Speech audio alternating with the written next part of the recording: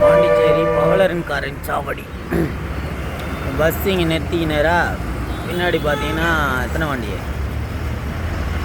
1 2 3 4 5 6 7. அவர் நிறுத்திட்டு இப்படி நோந்ததையும் கிட்டத்தட்ட பின்னாடி ஒரு 4 காரு, ஒரு லாரி, 2 பஸ்ஸு, ஒரு பள்ளிக்கூடம் பஸ்ஸு, இவ்வளோ வாகனம் பின்னாடியே வருது. இப்போ வரவர் இங்கே தான் நிறுத்திக்கிறாரா.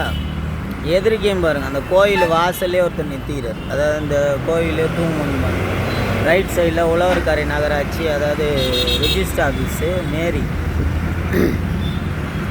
இந்த 4 மூலை ரோட்டில் தான் வண்டி நிறுத்தணுன்னு ஏதாவது சட்டம் கிட்ட இருக்குதா என்னான்னு தெரியல.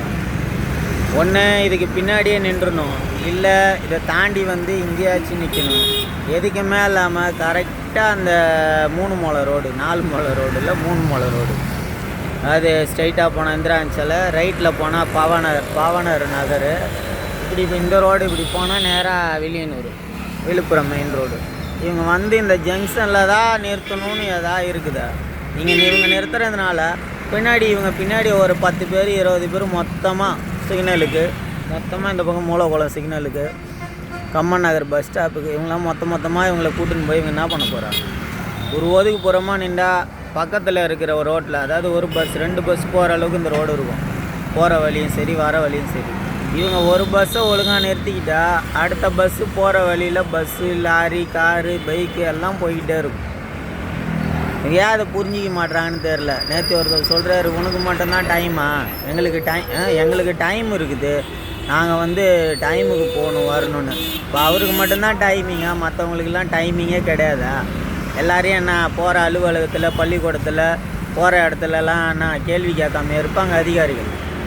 என்ன சொல்கிறாங்கன்னு, என்ன பேசுகிறது, என்ன சொல்கிறதுன்னு தெரியாத எதையா பேசுகிறது, எதாவது சொல்கிறது.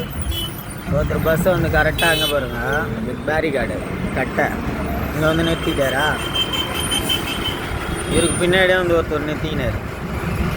இப்போ அவர் போனால் தான் இவர் போக முடியும்.